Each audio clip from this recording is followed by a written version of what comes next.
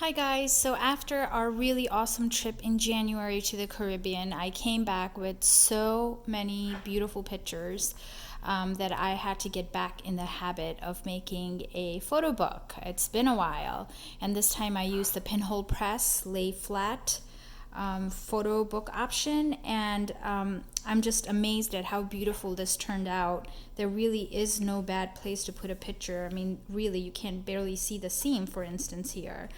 And usually people try to fit as many pictures as possible, but they have some really cool layouts where the white space really adds to how beautiful everything looks. And for instance, all the colors here look so bright. And one more, we went to a very pink restaurant, and I just loved how this turned out.